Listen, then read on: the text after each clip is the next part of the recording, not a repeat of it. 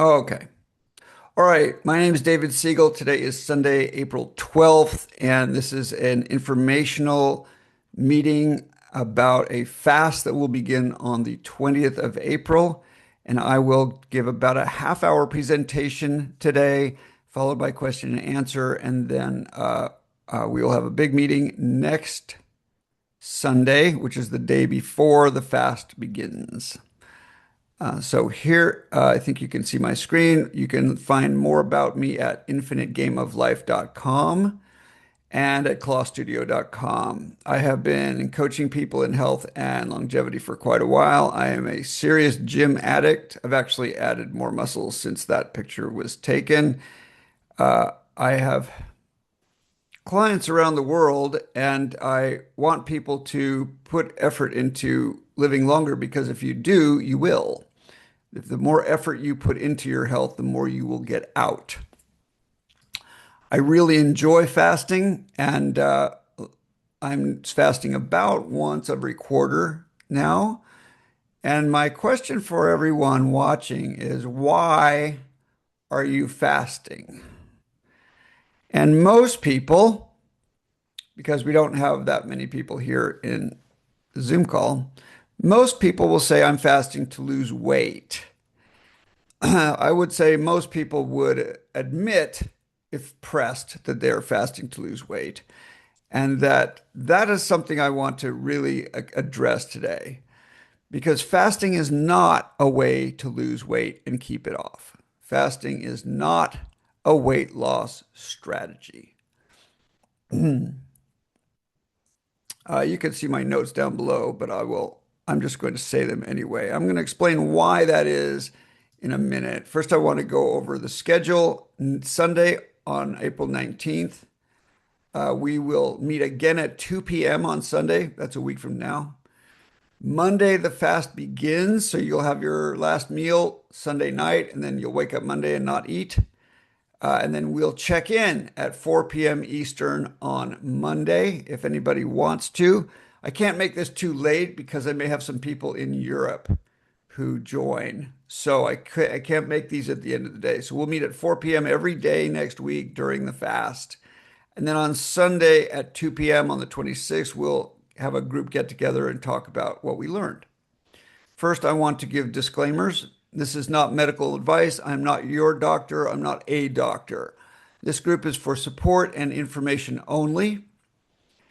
Always consult your physician before starting a fast. That's my official recommendation. This is a 3 to 6 day fast. It is not for beginners. You should have already done a 1 or 2 day fast to do this. Do not fast if pregnant, breastfeeding, under 18, if you have diabetes, type 1 diabetes, low blood pressure, if you're a serious athlete, or you have any serious conditions. Discuss all medications with your doctor. Never stop or change medications by yourself. And if you're on GLP-1 agonists like Wegovy or Mounjaro, consult your doctor before fasting. I don't recommend fasting on GLP-1 agonists unless you have your doctor's permission. This is not intermittent fasting. This is essentially not eating all day. You can add calories if you want, but most people will be going without food for several days. You want to drink plenty of water and zero-calorie fluids. We'll talk about that. And you are responsible for your own outcome. I'm not. Whether you listen to my advice and take my advice or don't, you are the one responsible, not me. I'm not liable for your situation. Listen to your body. If you become uncomfortable and anything is not right, just stop and eat a little bit. You don't have to fast. Coming out of a fast, it's best not to eat too much at once, and we'll talk about that as we go. But do what is best for you and don't force yourself to do anything. That gives us to the first rule of fasting. Then I will talk about insulin sensitivity, fat, how many days is right for you, ketosis, protein, supplements, exercise, hormones, and books. So that's the next 20, 25 minutes. The first rule of fasting is that there are no rules. You're responsible for your own experience. You make it up. You figure out what's right for you. If you want to stop, just stop. You can always fast again another time. There's no like requirements where people say, "Oh, can I have this 5 calorie thing?" You can have whatever you want. If you want to have a protein drink or a cup of yogurt, have it. But if you want to be a little more disciplined and follow a fast that is, let's say, uh, more of a complete fast, then that's what we'll be doing. But whatever's right for you, that's what you should do. So the first thing I want to talk about seriously is insulin sensitivity because people don't understand insulin sensitivity and they think they just want to lose weight. But before you think about losing weight, I want you to understand insulin sensitivity. You may be insulin sensitive. Oh, here's a person I know from Switzerland. Here is my friend Thomas in Zurich. Welcome, or he might be in Zurich. Welcome, Thomas. I'm just going through the presentation now. I have about a 25-minute or so presentation, starting with the first rule of fasting. Hey, Thomas. Hi. Are you in Zurich? One second. Yes, I'm in Zurich. Sorry, I had my mute on. Great to see you. Great to see you.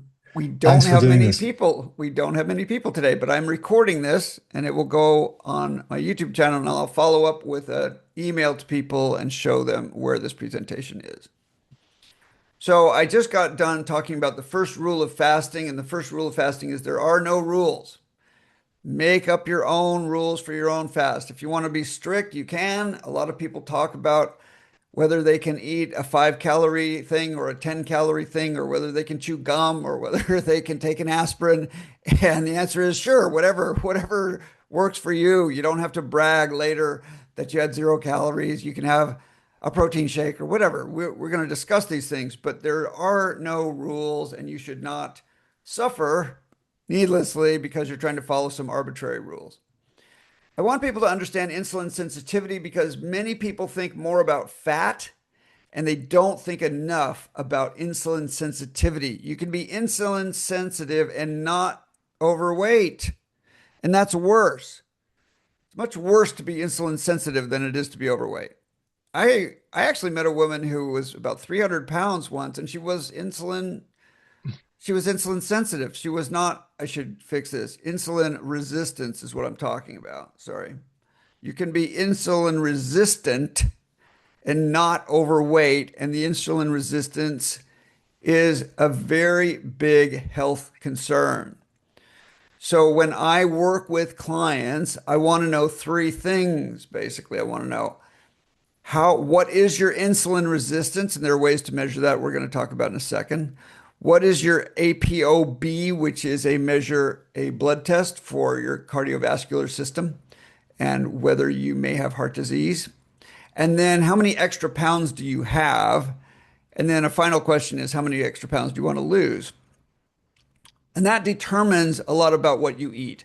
Just because you've got 20 pounds to lose and you're athletic or lazy or anything doesn't tell you what you should eat. You have to know whether you're insulin resistant or not. And so anybody who says the perfect diet is this, or this is the right diet for you, or everybody should be on some carnivore or some low carb or some low cal or some low fat diet, none of that is true. Anybody who says there's an ideal diet doesn't know what he's talking about. You have to know whether you're insulin resistant or not before you can try to understand what is the best diet for you. So an insulin, so anyone who is 20 pounds overweight or more should get an oral glucose tolerance test. This is a cheap blood test. You can get it while you're getting other things, or you can just go down and get it. You can pay for it yourself or insurance. It doesn't matter. It doesn't cost much. They're going to give you some very sweet thing to drink in the morning after you fasted without breakfast. And then they're going to draw blood usually at 1 hour and then 2 hours. And the 2 hour point, you should be below 140 after 2 hours. That means you've generated insulin and it's cleared the glucose from your system. And there's not too much glucose sitting around in your bloodstream.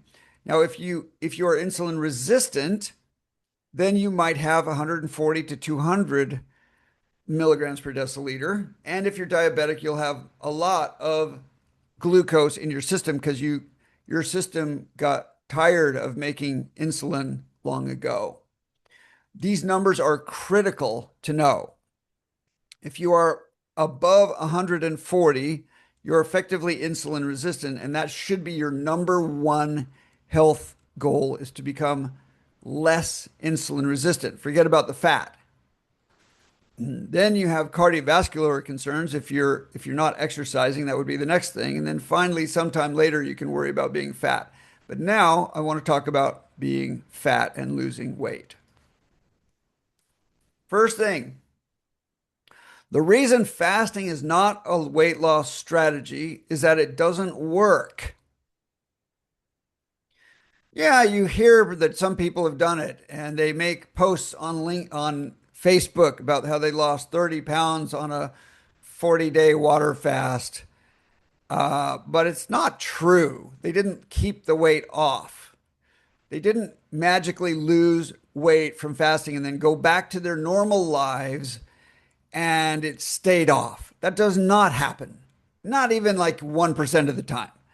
The only way to lose weight is to change your lifestyle to make sure that taking into account whether you're insulin sensitive or not, you have the right diet, you have the right exercise, you're getting enough sleep, and you have the right regime to lose weight. If that's the case, if you have a good weight loss regime, you don't need to fast. The fast is not important.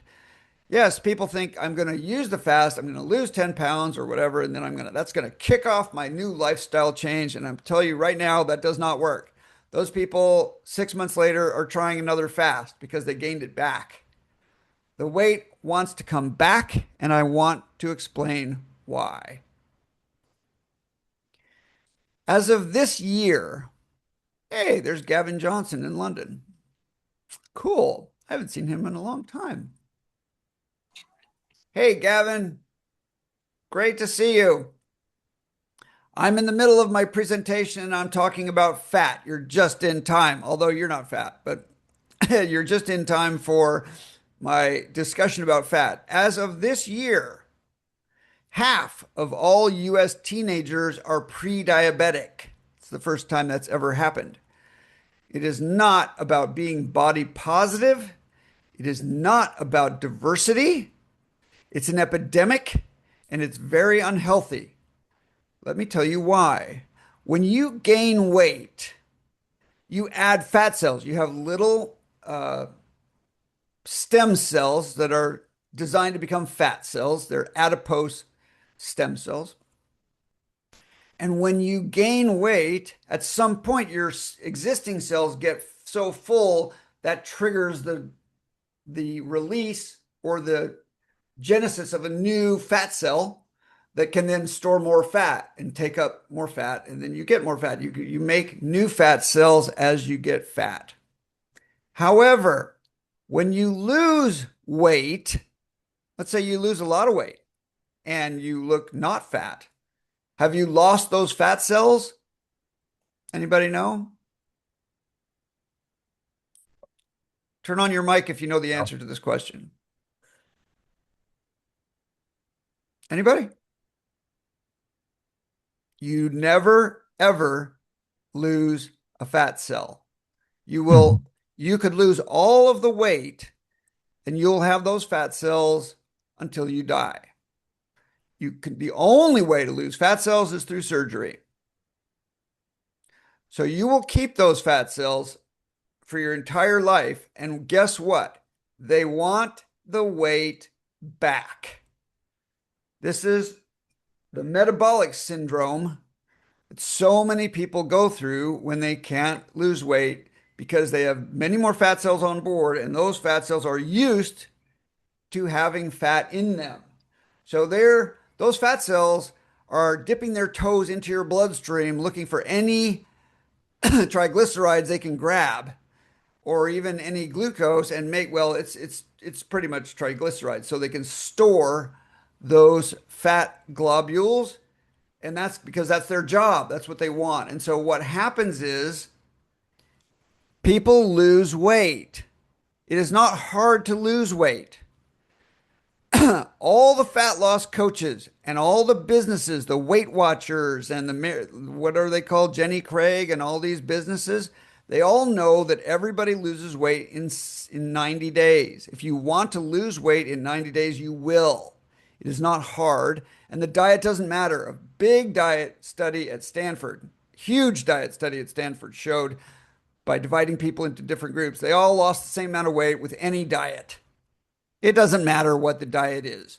You're going to lose some number of pounds over 90 days if you're working on it, just mostly by being conscious about it. Yeah, you might lose 3 or 4, you might lose 10 or 12, you might lose 20 pounds, but the diet doesn't actually matter for 90 days because anybody can get result in 90 days. And go look on their websites, 90-day fat loss tune up, fat loss course, fat loss, what is it called? What's the word they use? Uh, uh, I forget. Intervention. They have lots of marketing terms for how you get your 90-day results guaranteed, and you will lose weight. And you pay them, you get the results, you pay them, they thank you for, well, you thank them for helping you lose weight, and everybody's happy, and they go away as soon as they can because they know the weight is coming back. They're going to wait about another year before they advertise to you again because the struggle comes after losing the weight. It takes 80% of the work that you just did to lose weight to keep it off. Losing weight is 20%. Keeping it off is 80%. Almost no one does it. Those fat cells, and again, any diet, keep doing your diet and see if the weight comes back. It will. That same diet that lost you 10 pounds will bring it right back. Because your body has a tolerance of losing so much weight, and then it's just going to grab it back. It doesn't matter. You could be in a deficit. You could be eating salad. You could be eating celery all day. The weight's going to come back. That's what we've learned. That's what the science shows. And here's a story that should make it clear. This is Danny Cahill. He was on a show called Biggest Loser. Everybody remember The Biggest Loser? It ran for, I think, 17 years. Danny Cahill, this is his first weigh-in after, I think, 5 or 6 weeks, and he lost 24 pounds in the first 5 or 6 weeks. And so he was the winner, and this woman was the female winner after that first weigh-in. He went from 430 to 406. This is big TV entertainment. He won that season. A year later, he had lost 239 pounds. He was the Biggest Loser. I think he may have lost more weight than anyone on the 17 years of that show. He crushed it. This is Danny today. Wow.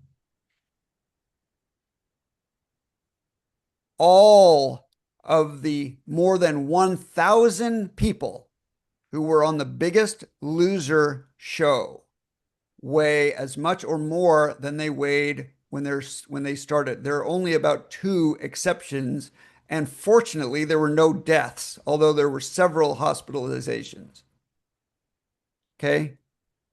This is playing with fire, thinking you can diet your way down to success, thinking that the loss of pounds is progress, is what creates an entire industry designed around your depression. When a year from that after you become their client, they just set their timers and contact you again to see if you want, because obviously you haven't been doing what they said. You did 90 days and you got the results. Now, a year later, well, you haven't been following their program, so you better sign up again. Okay, they all know this. This is how the marketing works. All right, so people go through this yo-yo cycle of loss and gain and loss and gain, almost every time gaining more back than they lost. This is why losing weight doesn't lose weight. The only thing that loses weight and keeps it off is a complete change in lifestyle. And it is much harder than anybody thinks. It is 4 times, 5 times harder than they think because the losing a bit of weight is just a drop in the bucket. Okay. You're not on the weight loss journey if you just lost 20 pounds. That I hope I'm trying to drill this in because this 98% of people who try to lose weight fail. It is not your fault, by the way. It's just that it's a predatory industry, and there's lots of insane information on Facebook and on crash programs. And the big one is lose weight and gain muscle at the same time, 90-day course. Uh-huh. See how that works out. You can't lose weight and gain muscle at the same time. No one can. The only people who can lose weight and gain muscle at the same time are teenagers. So the marketing is fantastic. It's wish related. It's because people aspire to lose weight. How many times have you heard, I've got to lose weight because I've got a wedding coming up? I've got an event. I've got to lose weight by October 1st. Most of those people do, and then a year later, they are 10 pounds heavier than before. So if we could stop that nonsense, we would not worry about fasting at all. We would just worry about the everyday maintenance of a good diet and exercise program. That's what we would do. But fasting has many other benefits that I'm going to talk about in a minute. And one of the downsides of fasting is losing muscle. People talk about a 30-day fast, a 40-day fast. So there's clinics that will put you into a 40-day fast and charge you huge amounts of money to watch you and make sure you fast for 40 days. Okay, this is again, fantastic money maker. It is terrible for patients because after some number of days, you're going to start losing muscle. As much as 50% of the weight loss will be muscle. How hard is it to gain muscle? I'm in the gym every single day. I work really hard. I have a deep appreciation of every quarter of a pound of muscle I put on. Probably takes me a month to put, maybe I can gain half a pound. I'm 66, so it's harder for me than when I was 26. But I'm telling you, building muscle is hard. Losing muscle is easy if you do the wrong thing. And so this is my recommendation for how to not lose muscle in a fast.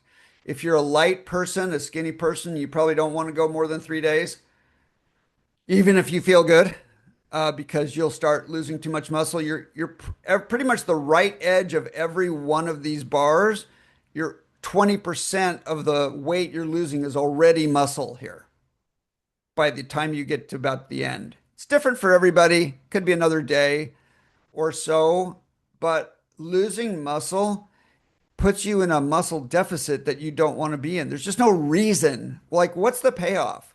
You lost that half pound and it shows up on the scale, but you've got to build it back and that takes 6 months.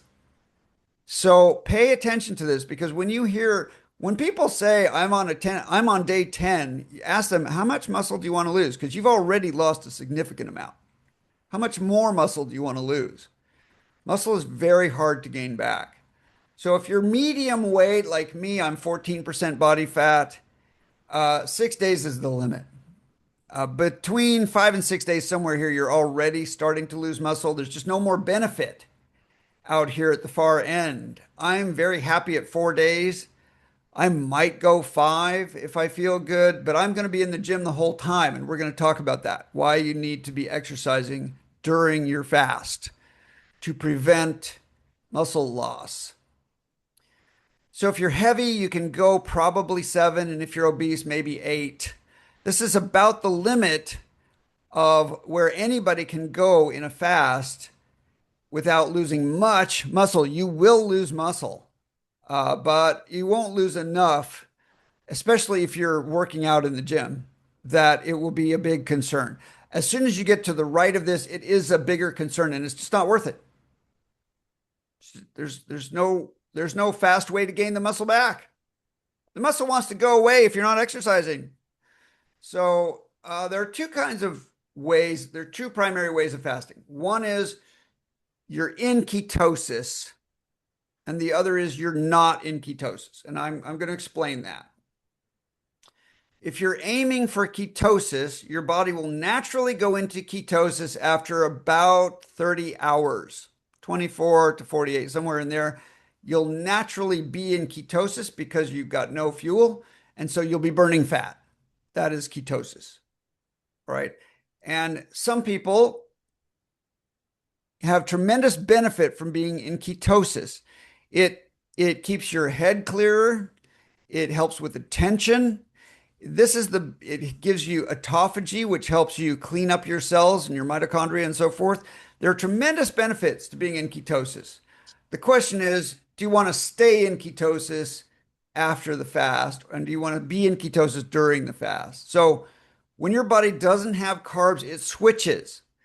It switches for a good reason. The reason is that just like bears, humans had to get through the winter when they started to move north 40,000 years ago.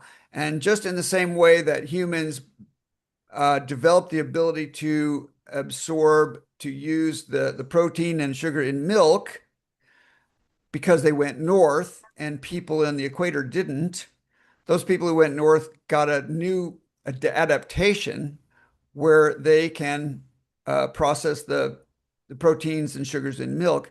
They also developed the ability to store fat and then use that fat over the winter when it wasn't harvest time anymore and they didn't have much to live on.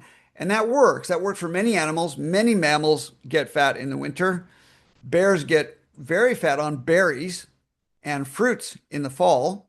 And that helps us understand that fructose is very good at turning into fat. Fructose wants to become fat.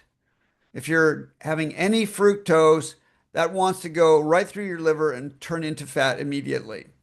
Sucrose or glucose is has a different role in the body because glucose feeds your brain. Your brain takes up about 40% of your glucose and you need it to run your brain, but not fructose. Fructose just turns to fat. So if you want to burn the fat, you want to be in ketosis. And it's a great housekeeping, cleaning up, metabolic reset for your body. It's really healthy as long as you're not losing muscle. If you can stay in ketosis longer and not lose muscle, you probably would want to. I mean, it's not the hunger that is the problem. The problem is you don't want to lose muscle.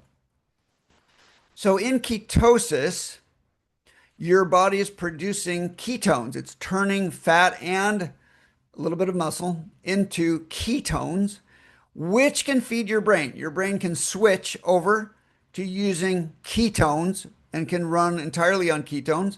And people who are on a ketogenic diet have breath that smells like alcohol. Actually, it smells like acetone, if you want to be technical, because ketones are related to acetone. And the ketones you breathe out the ketones. And that's another way of losing weight when you're in ketosis. You actually breathe out calories that otherwise would stay in your body. So if you're in ketosis, you're either going to have breath that smells like acetone, or you can get a pee test or a breath analyzer test to see if you're in ketosis. And that requires, if you want to stay in ketosis while you are not on a fast, just in your normal everyday life, that requires a diet with 75% fat, 20 to 25% protein, maybe as high as 30%, and then carbs 0 to 5%. And that will, for many people, help you stay in ketosis.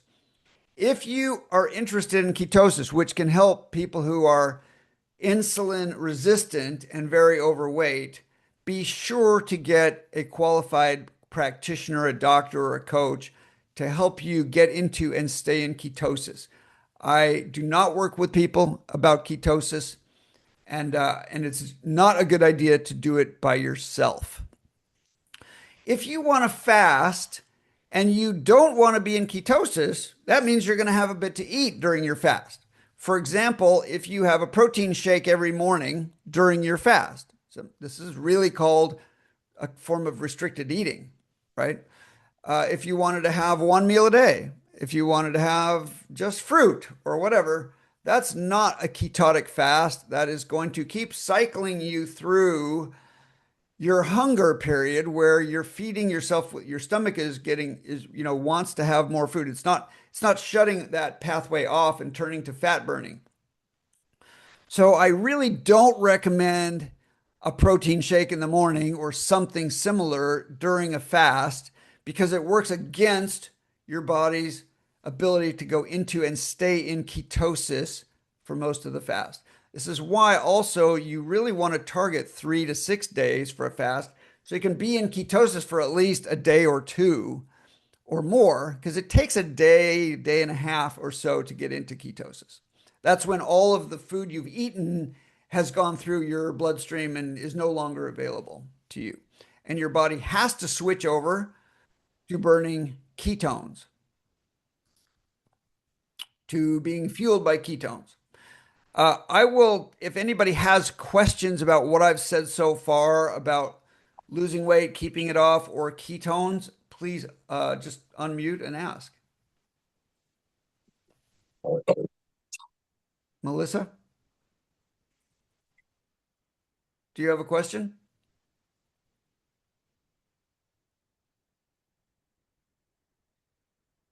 No? Do you have a question?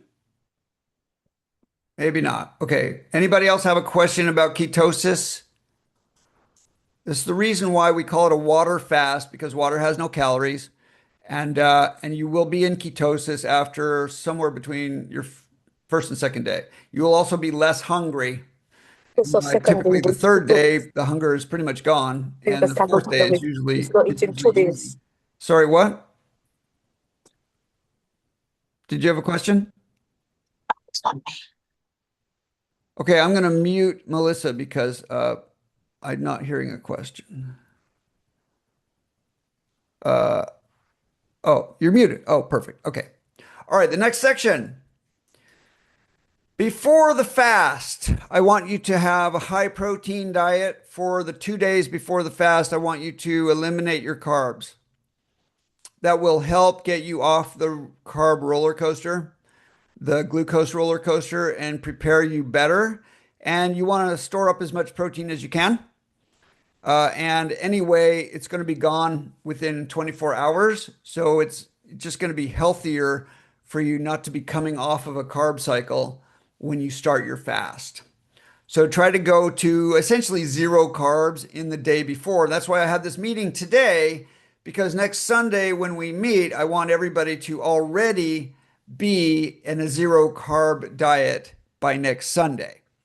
And this will be recorded, so I hope a bunch of people will watch it and take that message. Now, I want to talk a little bit more strategically. A fast is a metabolic reset, it is not a lifestyle. You don't want to be fasting all the time. Your body, it should be more of a shock to your body than something it gets. You don't want to fast like one day a week is a horrible fasting approach to fasting. Let's say 3 days a month, very bad idea. You don't want your body cycling through fasting. You want your body sort of shocked and surprised, and then it will be forced to go into housekeeping ketogenic mode and will be very beneficial. It's a fantastic metabolic reset, and there's a lot of benefits. It should not be a habit. So it could be, the way I recommend 1 to 4 times a year, not more. Once a year, twice a year, every quarter, not more than that. Of course, you should choose what's right for you. You don't have to fast at all, but I wouldn't fast every other month. I would say that's too much. All right, now when I'm fasting, I'm still taking my joint gel. This is for my cartilage, and it's a collagen what is the word? Um, sorry, it's a short chain protein. So this has protein, and it is calories, but not much. And I'm not going to sacrifice my collagen every day for my fast because it's not worth it, and it's not many calories. I really rely on joint gel for because I'm in the gym lifting heavy, doing very serious work in the gym every day, and I definitely feel it when I'm not taking it. On the other hand, if you are taking collagen for hair and nails, you should know that if you're getting enough whey protein, like these shakes here, or milk products, dairy products, if you're getting enough protein, generally collagen does not help for hair and nails. It would help your hair and nails if you're not getting enough protein. And actually, I'll discuss that right now. How much protein should you get? Everyone should be shooting for 1 gram per pound of body weight per day. Now, I'll break that down. We measure body weight in the United States in pounds. We measure protein in grams. In Europe, we measure body weight in kilos. So for 1 gram per pound per day, if I weigh 160 pounds, I am shooting for 160 grams of protein per day. That's hard. That's very hard. If you weigh 120 pounds or 200 pounds, getting your body weight in pounds in protein grams per day is very hard. The way I want people to understand it is that should be your goal. If you can meet it, great. If you can meet that goal 3 or 4 days a week, fantastic.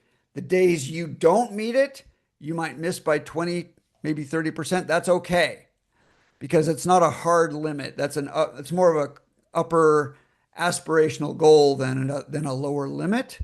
If you are in kilos, then you want to have uh, 1 gram, sorry, 2 grams per kilo, roughly, per day. Okay. And if you don't quite make it every day, that's fine. The way I help people understand it is that about half of your calories should come through normal protein, normal foods like meat, cheese, eggs. You can have as many eggs as you want. There's no cholesterol issue with eggs. That's a myth. Uh, what else has tofu? I'm vegetarian still, so I have tofu and nuts. I eat a lot of nuts. So you should have natural protein for about half of those calories or more if you can, and then supplement with what I call protein powder because if you're eating protein bars or shakes or anything else, it's still protein powder. And you can get great protein powder at uh, what's it called? Timu. Timu has cheap, good, high quality protein powder. You're looking for protein powder that has almost no extra calories. And so I keep something like this or a jar or two on my counter. And I just want to show you this amazing thing that if you're making protein shakes, this little ladle that costs like $5 on Timu is so much better than the plastic scoops that come in the bags and in the buckets that this is a lifesaver. This is like worth your $5. So you could just easily scoop with a long handle rather than the short handle. And about half of your calories, or not more than half, should come from protein powder, whether it's protein bars, shakes, uh, put it in recipes. Protein powder, whey protein powder is the best source of protein after just natural meat and animal, and even soy and nuts type of protein. Okay, any questions about that? I'm telling you, eat a lot of protein. You can't eat too much. You cannot eat too much protein. That's a myth. Anybody who says, "Oh, that contributes to that has all these side effects," it's wrong. You're going to do great if you have more protein. The problem with protein is it's very hard to get 40% of your calories in protein is difficult. And so that's why the ketogenic diet is about 60-40 or even 70-30. It's mostly fat. The next is electrolytes. Everybody hears that electrolytes are a big deal and everybody needs to take electrolytes during a fast. And it's just not true. You can water fast for 8 days. It's not a big deal. You don't need electrolytes. Now, Maybe you do. I don't know your body. I'm not your doctor. I have no idea. Maybe you'll fall over dead if you don't get electrolytes. But I've fasted plenty of times with no electrolytes at all, and it's no big deal. But they're delicious. And so it's a nice treat that has no calories that you can have once or twice a day. And it's really satisfying. These are delicious products. This one is Venture Pal, and it's not expensive at Amazon, or you can just get a bucket of powder and put in a scoop in water. And it's just a nice little treat. Why not have a little extra treat during the day? I also, for a little pick me up during the day, I have these tiny caffeine thing. There's a little coffee bean thing. They're not sweet, but they give you a little bit of caffeine. And if you're feeling like you need a little picker upper, this probably has less than 1 calorie. Anything you want, just try it and see what works. But little things like this that are 1 calorie or 2 calories or less, it doesn't matter. You're not going to be out of ketosis because of a couple calories. The other one is called Perfect Aminos. This product are just the amino acids without the food. And so you get protein with them. This is a kind of a cheat code for getting enough protein. They're a little expensive. You just take, in this case, it's about 9 to 12 tablets a day. And you get the effect of about another 30 grams of protein just by popping a couple pills with your breakfast or dinner. What I like to do is just have them in the kitchen and take a couple pills when I have my lunch or my dinner or whatever. Just kind of not think about the dose, but just, always take 2 or 3 pills whenever.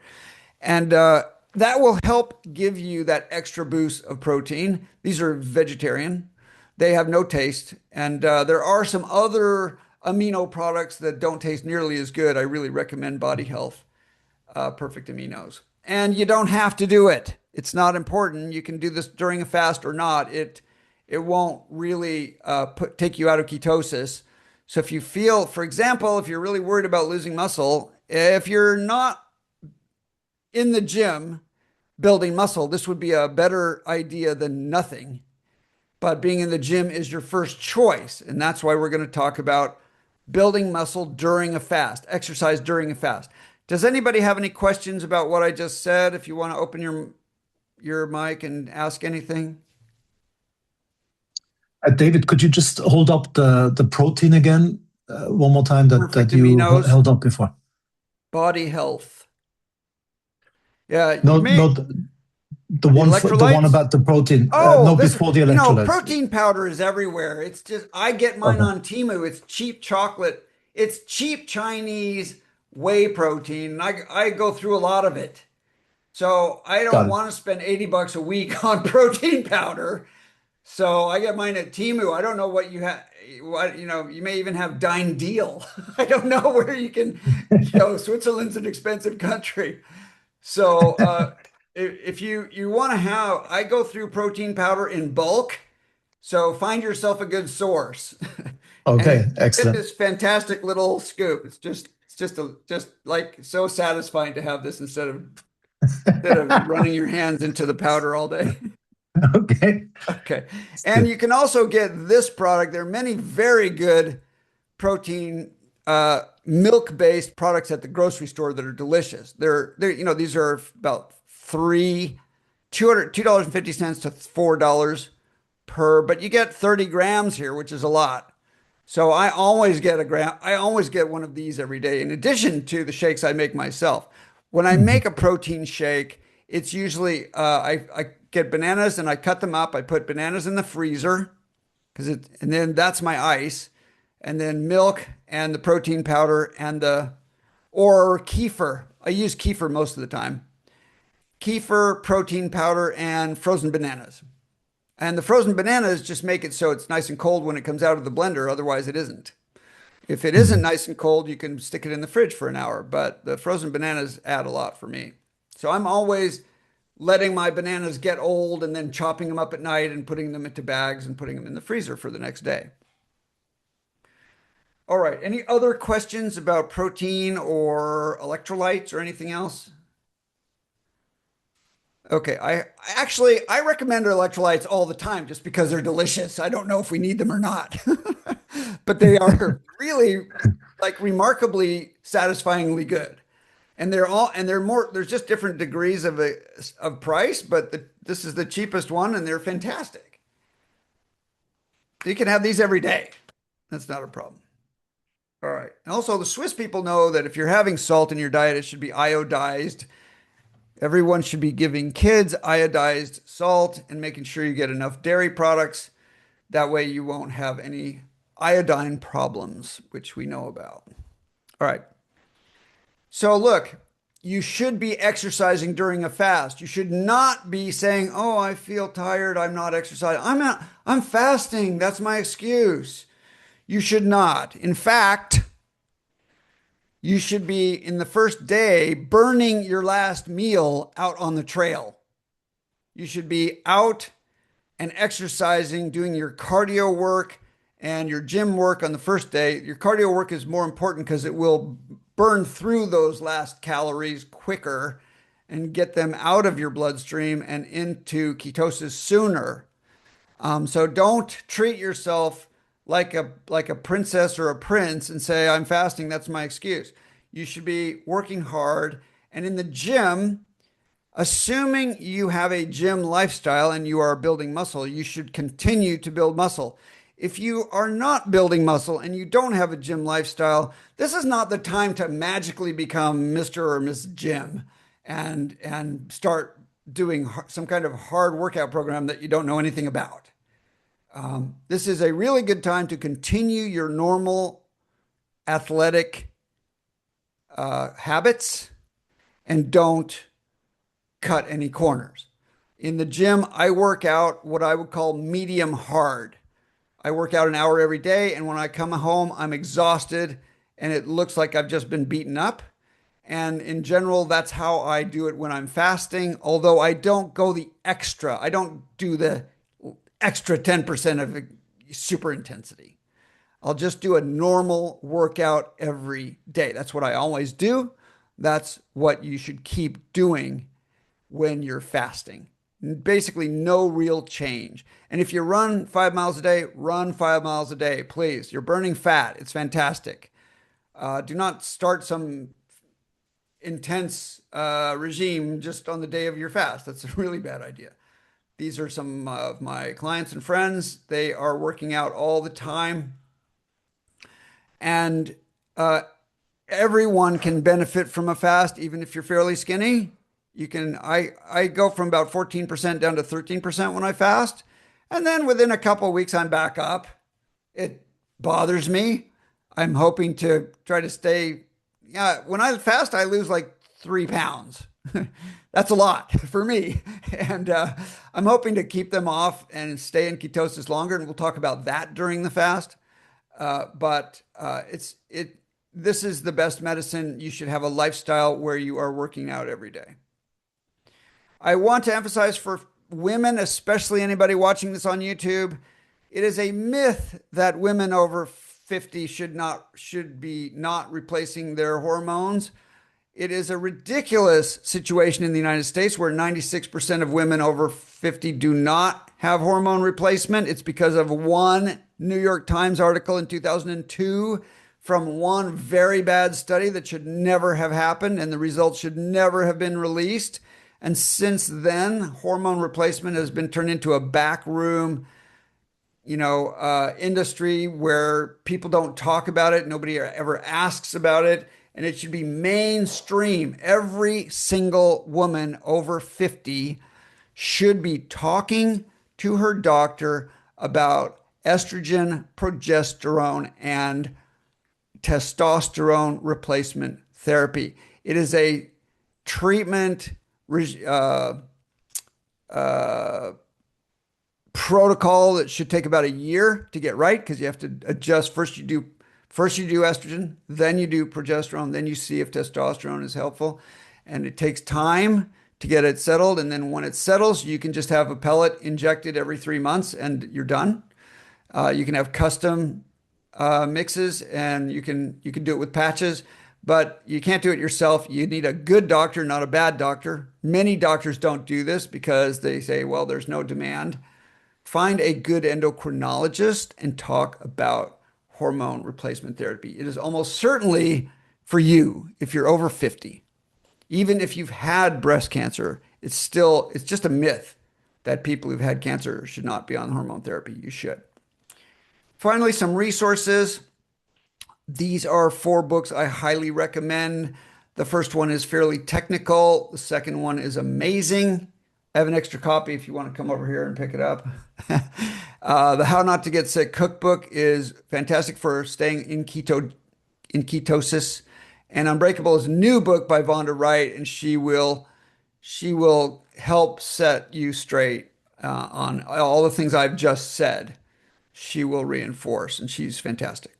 So that is my presentation, brought to you by infinitegameoflife.com, where you can learn more, and Claw Studio, where we build AI agents for families and individuals.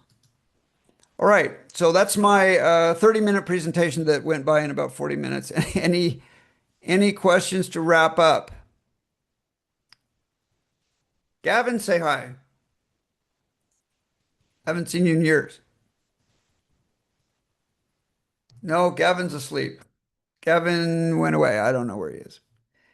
Assuming there are no more questions, we will meet again to Sunday at the same time next Sunday, and we'll finalize our plans.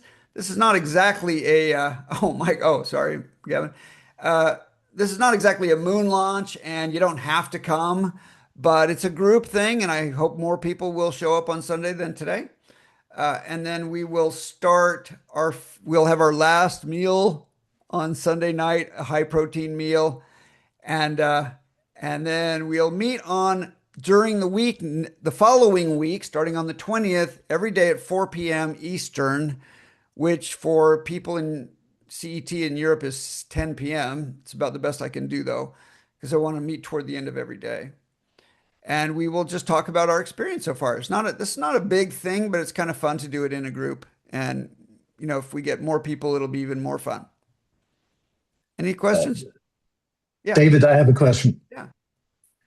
It's just about how to operationalize this now. So I'm waking up tomorrow morning. What exactly do I do? Do I decide for myself? Which part of what you said I'm going to implement now? Am I going to drink juices? Am I not drinking juices? Am I going to refuse all the cooking that my wife does for me? Or should I do my smoothie that I usually do every morning? Is also with protein powder from Amazon. Are you talking about for the fast or for the days before the fast? Actually, for the fast. Right. Maybe I missed it. But maybe the fast doesn't start for the next week. It starts a week from tomorrow. It starts Monday morning. I get it. A week from tomorrow. That's why today I wanted to give everybody the overview so you can buy your stuff and get ready and start your high protein next weekend. Excellent. So I can eat the curry that she cooked today. I can eat that tomorrow. Perfect. Yeah, send me some. Very good. And then we'll start the fast. It will be Monday morning, the 20th. You'll wake up and you just won't eat. Got it. That makes sense. All right. Yep. And when I go into the fast, do I drink anything, or is it a complete fast? So only a lot of water, and we're going to have our little electrolytes every day. So, if you want, it's just a treat. It's not, you can fast without the electrolytes. Right. Not a big deal. But I never heard of anybody crashing and burning because he didn't get his electrolytes. Got it. But I could actually order those right now. And that's why we're doing this. Yeah. So go order your electrolytes now. They're delicious anyway. Get extra because you'll like them. It's a really nice treat during the day with no calories. It's like you might, feel like having a little something. Have a full glass of cold water with electrolytes. You just consume no calories and you're full. It's fantastic. It's great. Thank you so much. Yeah. Great. Thank you. Thank you for doing this. This is like, like you're providing a public good. So I appreciate it. you know, 40 people registered and 5 people showed up. I don't know, six? I don't know. I I'm happy to do It's it anytime. It's fun. I will do it once a quarter anyway because I'm fasting. So, you know, we could do it again anytime anybody wants. I guess we're human beings, so that's the ratio of performance to promise, so to Yeah, speak. there's aspirational and there's performance. So I will put this video on YouTube and send that around to everybody. So you can send that to people you know and say, catch up and join us, register and join us next Sunday. So everybody's on board. All right. Thank you, Thank you, David. everybody. Great to see you. We'll see you next weekend. Okay. Bye. Bye.